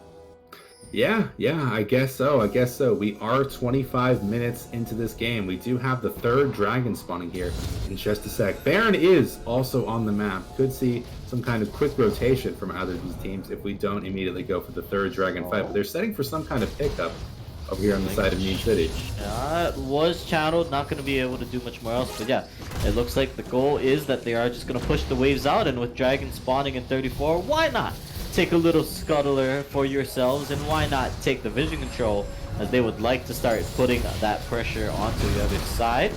As now here goes the stun onto the Malphite on the left side. Swoon Typhoon not able to pick up the kill, or rather the CC onto Alcaraz there. Karthus ultimate comes down, and we'll be taking a lot of damage. They missed the unstoppable forces. Now they get pushed back. TP coming down from the rest of the team as Apico gets pulled off from Zedley. As now Pajit wants to drive and dive out onto the backline, but with the shuffle there, they are not able to get the damage out. They peel back just enough. The shutdown comes down onto the Karthus, but Mr. Flex is still so strong in the mid lane. The Malphite will chase him out. It's the tank line, the Bash brothers, the Bash company, rather you might want to call them this time, as they pick up everybody else and they get to go right onto the dragon. Absolutely. Now, if you're the Fiora there, you're not able to have that power there in the 1v1 against the Malphite or in the side lane. But you are able to do a lot of damage over there with a 2-item 80 carry. Poppy going deep, just trying to go for that steal. Yeah, Owobi would have liked to get that one, but now it looks like him and Alcaraz are trying to turn around the game. They try to pick up Nobility, they push him away from it, but with that now, Swoon will force himself to flash away. They don't have enough CC to chase it out. So they get a kill in return, but I do think Meme City is more than happy to take that dragon. Yeah, absolutely. You're only getting stronger over here if you are Meme City. The Seraph's almost being completed here at 28 minutes on the Karthus. Not to mention how close he's getting over there to that level 16, just really monstering up the base damage right there on your ultimate. So if you are someone like the Ezreal, who is not going for that death dance actually for himself, he is going to be very, very vulnerable to these Karthus ultimates. The later that this game goes on, he's going to start looking very scary. Yeah, definitely so, but now Owobi might be on the wrong side of the map here. Wall of Pain goes down, Swoon Typhoon maybe was considering going for a fight. Instead, they just back up. But yeah, so far so good. Let's take a look around the map at some of these items, because that is what we were tracking. Oh, and instead they might have looked to go in again. Major Core gets spotted out on the left side. Return to the bottom lane, as there goes the phase rush once again. Mr. Flex putting the damage down onto Pajit. He's not able to finish out the ultimate, actually finally gets the healing, but is it enough? Unstoppable Force is there. He's looking to maybe use it at the last second if he's got to. There is the execute. Mr. Flex comes up with the 1v1 and he takes him down. Yeah, usually Mr. Flex is doing a very good job of hugging the wall and not letting Fiora get that final prop. She does get it in that fight, but because he is able to save his ultimate, I thought he was about to die, but he is able to use it to finish off the Fiora. Really, really great job from this stuff, and it might be another team fight coming up here very soon. Yeah, there we go. Toon Typhoon wanted to look for the engage, but wasn't able to find it. Finally, the Poppy, we see that interaction. That's something we were waiting to see all game, as the steadfast presence was something they would have liked to use to block it out, but instead, not able to pull Alcaraz back in range rather. They take the first turret down, but with Pajit respawning and with Major Core up in the top side, this might be their sign to back off. They've got other priorities across the map. Yeah, absolutely. Just breaking open the map, getting themselves some rotation priority for the rest of this game. You want to see the tier 1 go down as quick as possible, because it really just opens up so many things for your teams. You can take away those jungle camps, you can set up vision for these neutrals a lot better. And speaking of neutrals, this Baron has been on the map for a full 10 minutes and no one's even tried to touch it. What's going on with that? Yeah, I gotta say, I mean, although the gold lead is close and rather these teams the kills are dead even, you gotta say this is a rather slow-paced game that you would maybe have liked to see a little bit go faster from the side of Veni, Vedi, Vici, especially with the composition they have and the composition they're playing into. As we take a look at it here, the last Whisper getting picked up by Alcaraz there. Interesting decision for him to say, I will still try to break through the tank line. Yeah, definitely. He did opt for that Blade of the Rune King third item. With all the health that these guys are building, it's definitely going to be what he needs if he wants to be doing really anything besides to someone like the Caitlyn or the Karthus to these tanks. You know, Malphite, he's probably working with like 400 armor without his passive right now. It's absolutely insane the amount of value that he gets from these items. Not to mention the Zac has the Cinder Hulk, has the Spirit Visage, has the War Mugs for himself. That's a lot of health, man. That's going to be very, very rough if you're trying to get that guy's health down to 0 in these fights. Yeah, definitely something curious to see as Alcaraz will try his darndest on the other side along with him. Major Core gonna be looking to see if they can burn the tanks, but we've seen this song and dance before. Pajit is trying to get out of there, but Mr. Flex has the slows. He used the phase rush already. There it is. He's chasing him down. Now Pajit pops the ultimate to try and maybe heal this one out. But Mr. Flex has the ultimate, which means he has the kill. Now in the mid lane, looking for the team fight 4v4. Owobi forced to flash back out. The net, rather, not able to be enough. Major Core goes in, gets the shuffle onto Deadly, but instead he flashes right back over it. Hero's Entrance comes in. Major Core gets picked off. Ace in the hole coming out from the backside, as Mr. Flex doesn't have that ultimate, but he is still tanky. They do have a minion wave. They will take the tier 2 turret, and they will push on to the inhibitor. Yeah, definitely. It is going to mean some easy towers over here. A 2-for-0 team fight in the way of meme cities. And now we are 32 minutes into this game.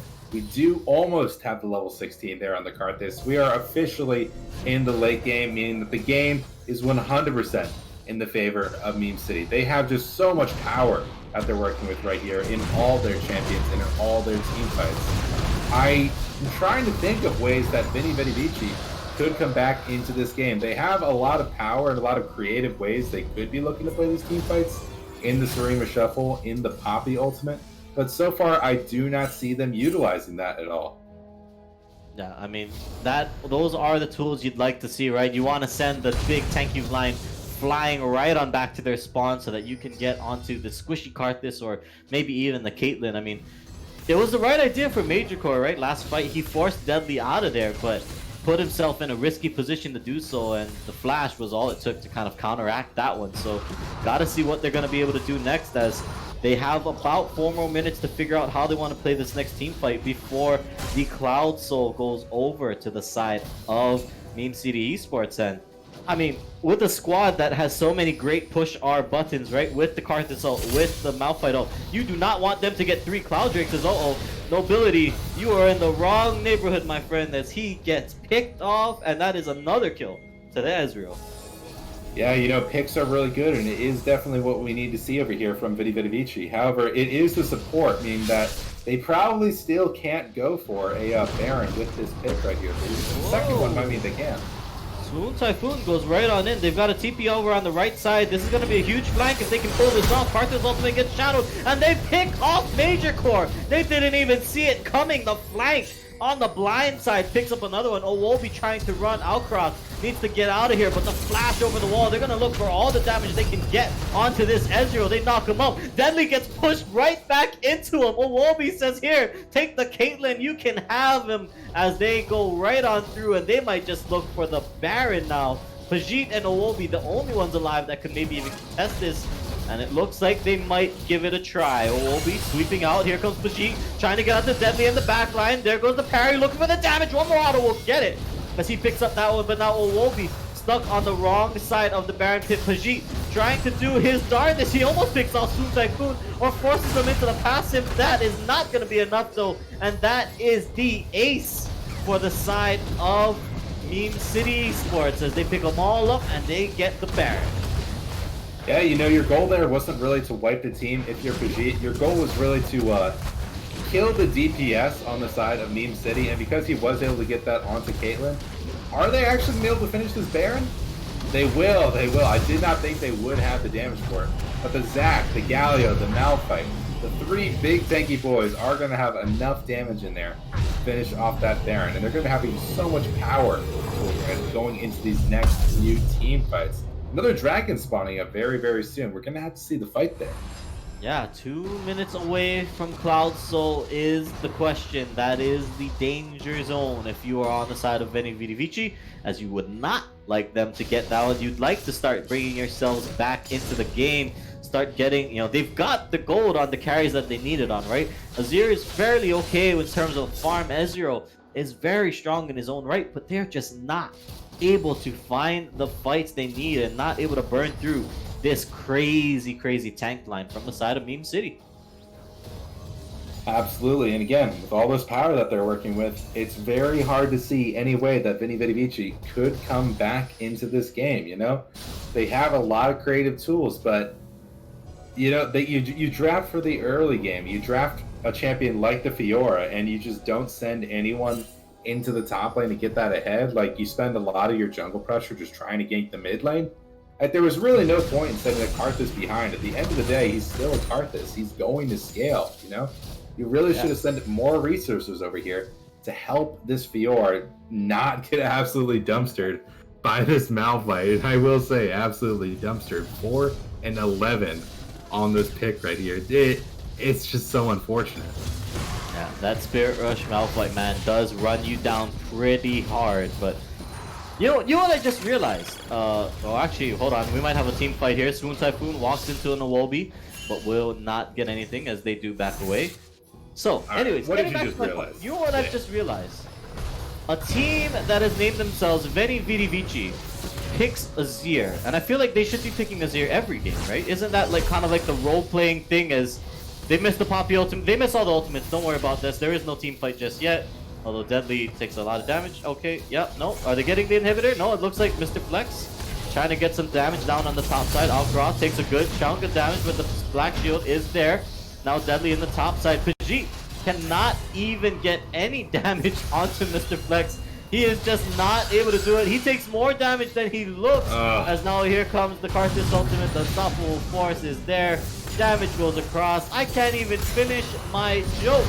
Because the Dreamer Shuffle sends them back, but it doesn't matter because the crit from Deadly is there. They taunt up onto Outcrop. The Ezreal is not able to get out of that one. That is going to be the team fight. That is going to be the game, and that is going to be the series as Meme City Esports takes them down 2-0. Yeah, absolutely. Just one pick after the other, and the story of this game, Malphite just absolutely dominating the Fiora. Kind of looked like the red team this game. Vinny'd their pants a little bit.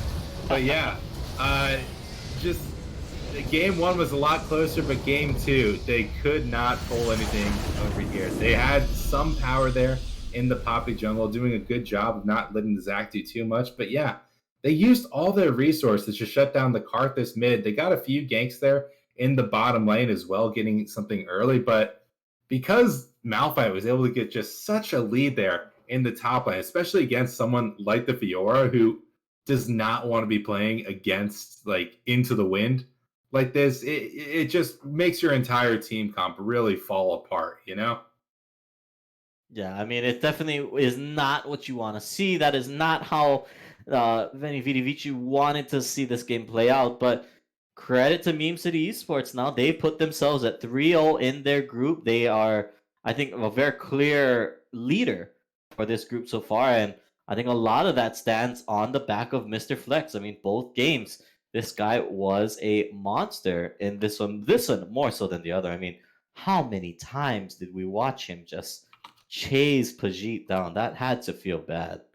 Yeah, and you know, I do think there would have been a lot more value there in the grasp of the Undying, especially if this lane was a little bit closer. But the phase rush really did enable him to just chase down the Malphite or chase down the Fiora and just Oh my. absolutely make his lead into something that it realistically shouldn't have ever been. Yeah, this game did Look, not seem as close as it was in terms of gold lead. It was a lot to be working with in the way of Meme City, and I gotta give these guys props. They are currently undefeated in their league. Really, really great stuff.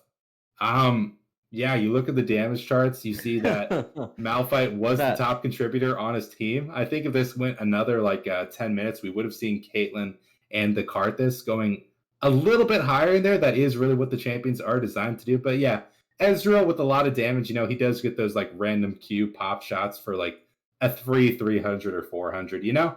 I mean, that is you should something is wrong when that's not a AP Malphite that's topping your damage charts. Oh yeah. That's a tank Malphite that popped off. That is something you don't normally see, and that is just wild to think about at the end of it all. I mean, that to me, that's your MVP for the series right there, Mr. Flex. Did his job in the first game and absolutely popped off in game number.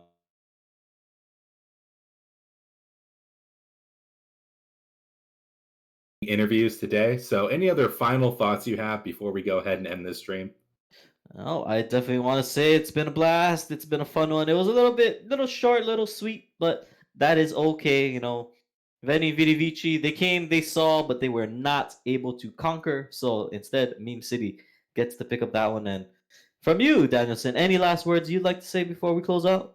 No, I'm just happy to be casting here at Risen. It was a fun game here in week 3 between Mim City Esports in Vidi Vidi Vici. Yeah, fun set of games. Stick around. I believe we are going to be streaming again here next weekend. Or no, it's actually Saturday, isn't it? Shouldn't we have some more games Sunday? Yeah, there is more games. Oh yeah. Tomorrow at 4, I believe you guys will be able to check out right here on this channel the pre-made or dominate pre-made rather between we will find out who it is, but Blackthorn and Tame will be your casters. So from all of us here on the broadcast team, Danielson, me, K-Tad, and special thanks, of course, to Rando Joe, the man behind the scenes that makes all of this happen here at Risen. Thank you guys for watching. We hope you have a wonderful rest of your Saturday night. GG and good night. We'll see you guys tomorrow.